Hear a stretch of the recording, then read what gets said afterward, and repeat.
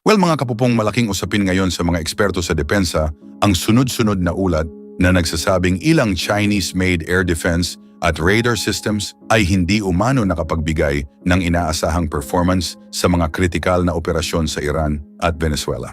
Dahil dito, muling nabuhay ang debate kung gaano kabisa ang mga sistemang ito kapag nahaharap sa mga modernong hamon tulad ng electronic warfare at advanced aerial operations.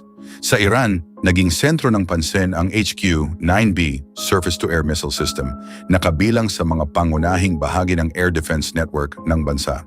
Mataas ang kumpiyansa noon ng mga opisyal na magsisilbi itong mahalagang proteksyon para sa mga sensitibong pasilidad.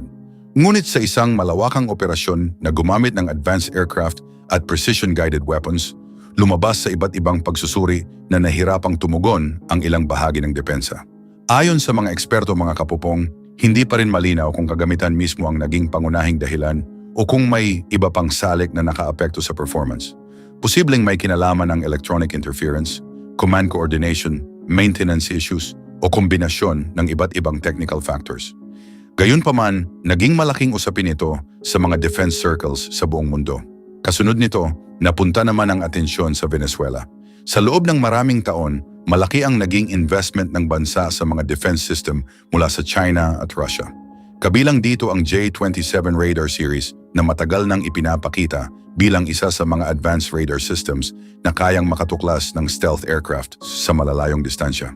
Sa mga oras, mga kapupong, na isinagawa ang isang malaking operasyon ng Estados Unidos noong unang bahagi ng taon, inaasahang magiging mahalagang bahagi ng depensa ng Venezuela ang radar network nito.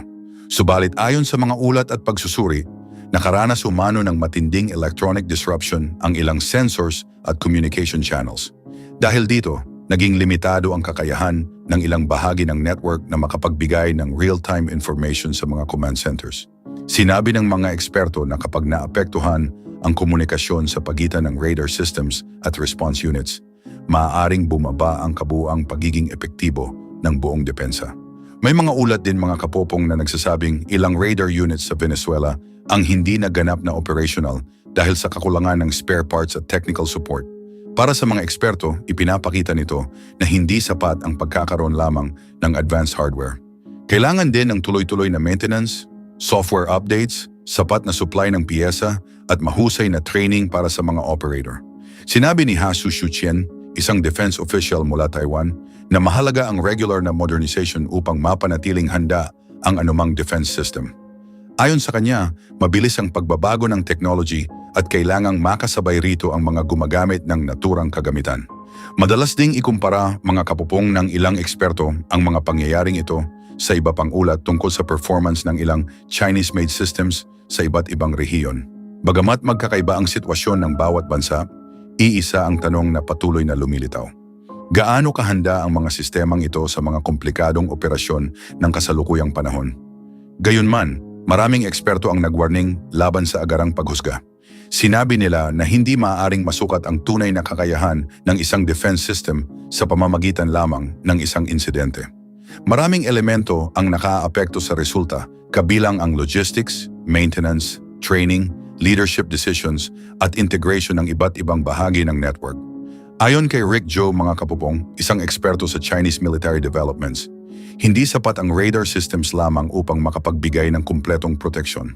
Aniya, mahalaga ang pagkakaroon ng interconnected networks kung saan maayos ang daloy ng impormasyon mula sensors hanggang command centers at response units.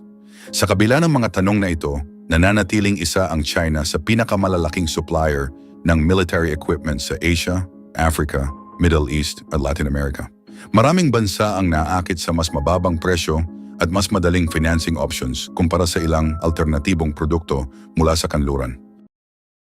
Well, mga kapopong, nagulat ang maraming residente sa Thaluang, Thailand, matapos mabunyag na ang mga dancer na masayang umiikot sa isang malaking festival ay hindi pala ordinaryong performers, kundi undercover police officers na bahagi ng isang lihim na operasyon laban sa ilegal na aktibidad sa lugar. Sa mga oras na kasagsagan ng selebrasyon, mapapanood ang grupo ng mga performer na nakasuot ng makukulay at kumikinang na costume, may kasamang makeup at stage accessories. Habang abala ang publiko sa pagsasaya at pagkuha ng videos, maingat namang inoobserbahan ng mga undercover officers ang kanilang target sa gitna ng crowd. Kalaunan mga kapopong, mabilis na nilapitan ng grupo ang isang lalaking kinilalang si Mecca Fawapwap na matagal nang minomonitor ng mga autoridad dahil umano sa koneksyon nito sa illegal na substance at online gambling operations. Dahil naging alerto umano ang suspek sa mga kilos ng pulis sa mga nagdaang buwan, napilitan ang mga opisyal na gumamit ng mas malikhaing paraan upang hindi mahalata ang kanilang presensya.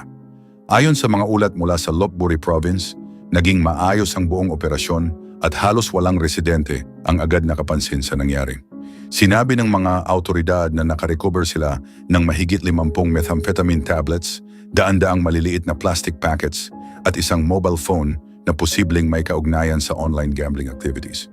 Mabilis na kumalat online mga kapupong ang mga larawan ng mga undercover officers matapos makita silang nakangiti at nakaporma pa rin sa kanilang dance outfits pagkatapos ng operasyon.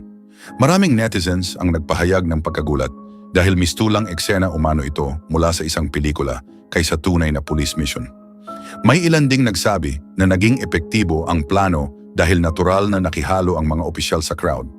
Dahil festival ang setting, walang nagduda sa kanilang presensya at karamihan sa mga dumating ay inakalang bahagi lamang sila ng entertainment program. Hindi naman ito mga kapupong ang unang pagkakataon na gumamit ng kakaibang disguise ang mga autoridad sa Thailand. Nitong mga nakaraang buwan, nagsagawa rin ng undercover mission ang pulis sa Bangkok gamit naman ang lion dance costume sa panahon ng Lunar New Year celebration. Sa mga oras na nagaganap noon ang isang temple fair, maraming residente ang natuwa sa makulay na lion dance performance.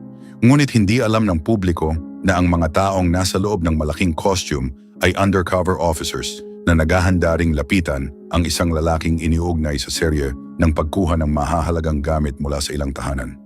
Ayon kay Captain Lertbarit Lertbora Preicha, mga kapupong, limitado lamang ang oras ng kanilang paghahanda noon, ngunit naging matagumpay pa rin ang operasyon dahil sa maayos na koordinasyon ng grupo. Sinabi rin ng opisyal na malaking advantage ang pagkakaroon ng festival dahil nakatutok ang atensyon ng publiko sa performances at hindi sa paligid. Marami ring bata at pamilya ang natuwang makita ang lion dancers, kaya naging natural ang kilos ng mga undercover officers sa gitna ng crowd. Dahil dito, naging mas madali para sa grupo na bantayan ang target ng hindi napapansin. Ayon sa ilang eksperto sa seguridad sa Thailand mga kapupong, epektibo umano ang paggamit ng disguise sa malalaking public gatherings dahil madaling makihalo ang mga autoridad sa publiko nang hindi nagdudulot ng tensyon o panic. Bukod sa dance performers at lion costumes, may mga ulat ding gumamit noon ang ilang police unit ng disguise bilang delivery workers, construction personnel at event staff para sa iba't ibang operasyon. Sa kabila ng magaang reaksyon ng netizens online, sinabi ng mga autoridad na seryoso pa rin ang kanilang layunin laban sa ilegal na aktibidad. Patuloy pa rin umanong sinusuri ng mga investigador ang ilang electronic materials na nakuha sa operasyon upang malaman kung may iba pang koneksyon ang kaso sa mas malaking network.